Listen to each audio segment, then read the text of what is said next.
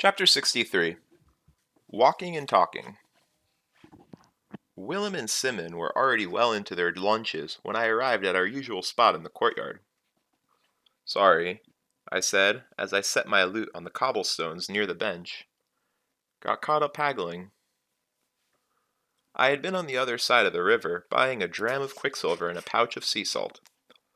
The last had cost me dearly, but for once I wasn't concerned about money.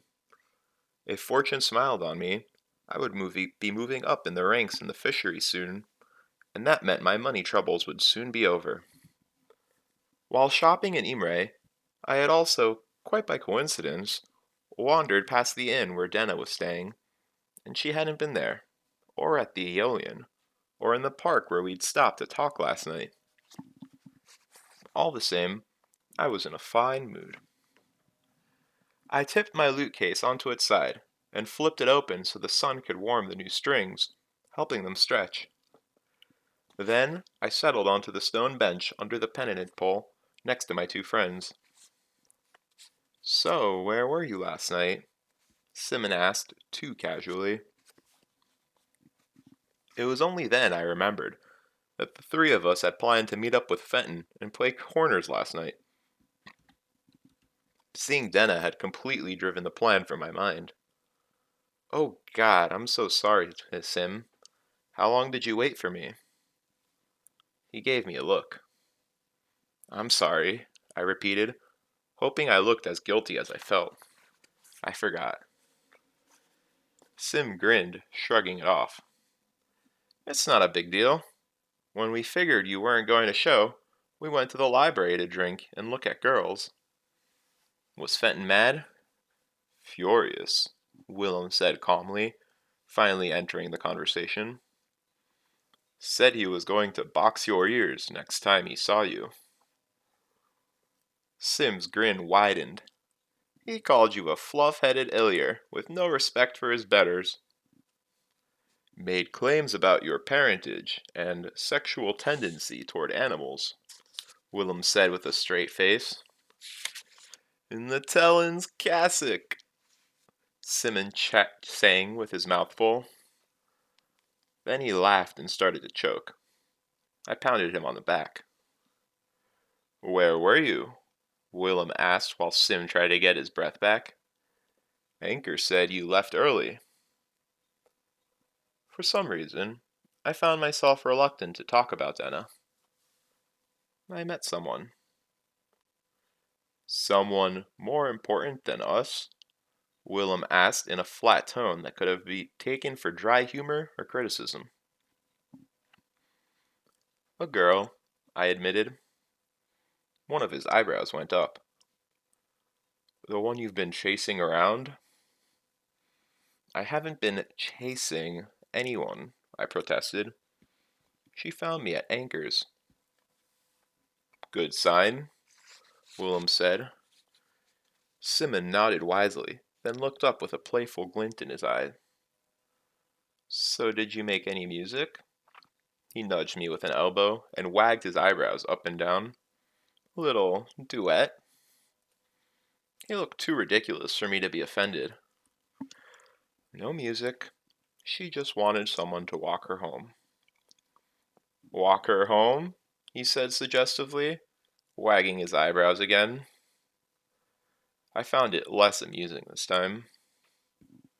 It was dark out, I said seriously. I just escorted her back to Imre. Oh, Sim said, disappointed. You left Anchors early, Will said slowly, and we waited for an hour. Does it take you 2 hours to walk to Imre and back? It was a long walk, I admitted. How long is long? Simon asked. A few hours. I looked away. 6. 6 hours? Sim asked. Come on. I think I'm entitled to a few details after listening to you ramble on about her for the last 2 span. I began to bristle. I don't ramble. We just walked, I said. Talked. Sim looked doubtful. Oh, come on. For 6 hours? Willem tapped Simmons' shoulder. He's telling the truth. Simon glanced over at him. Why do you say that? He sounds more sincere than that when he lies. If the two of you will be quiet for a minute or so, I'll tell you the whole of it. Fair? They nodded. I looked down at my hands, trying to collect my thoughts, but they wouldn't fall into any sort of orderly pattern. We took the long way back to Imre, stopped on Stonebridge for a while, went to a park outside town, sat by the river. We talked about nothing, really. Places we've been, songs. I realized I was rambling and shut my mouth. I picked my next words carefully. I thought about doing nothing more than walking and talking. But I stopped. I had no idea what to say. They were both silent for a moment. I'll be, Willem marveled, the mighty Kvothe, brought low by a woman. If I didn't know you, I'd think you were scared, Simmons said, not quite seriously. You're damn right I'm scared, I said in a low voice, wiping my hands nervously against my pants. You'd be too if you'd ever met her. It's all I can do to sit here instead of running off to Imre, hoping to see her through a store window or pass her crossing the street. I gave a shaky smile. Go then, Simmons smiled and gave me a little push. Godspeed. If I knew a woman like that, I wouldn't be here eating lunch with the likes of you two. He brushed his hair away from his eyes and gave me another push with his free hand. Go on. I stayed where I was. It's not that easy. Nothing's ever easy with you, Willem muttered.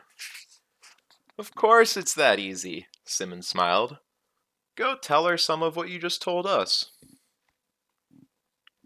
Right, I said with dark sarcasm, as if it were simple as singing. Besides, I don't know if she would want to hear it. She's something special. What would she want with me? Simon gave me a frank stare. She came looking for you. She obviously wants something. There was a moment of silence, and I hurried to change the subject while I had the chance. Manet's given me permission to start my journeyman project. Already? Sim gave me an anxious look. Will Kilvin go along with it? He's not a big one for cutting corners. I didn't cut any corners, I said. I just picked things up quickly. Willem gave an amused snort, and Sim spoke up before the two of us started to bicker. What are you doing for your project? Sympathy lamp? Everyone does a lamp. I nodded. I wanted to do something different, maybe a Girwin, but Manet told me to stick to the lamp. The belling tower struck 4. I got to my feet and gathered up my loot case, ready to head to class. You should tell her, Simmons said. If you like a girl, you have to let her know. How's that working out for you so far? I said, irritated that Sim, of all people, would presume to give me relationship advice. Statistically speaking, how often has that strategy paid off in your vast experience? Willem made a point of looking elsewhere, while Sim and I glared at each other. I looked away first, feeling guilty. Besides, there's nothing to tell, I muttered. I like spending time with her, and now I know where she's staying. That means I can find her when I go looking.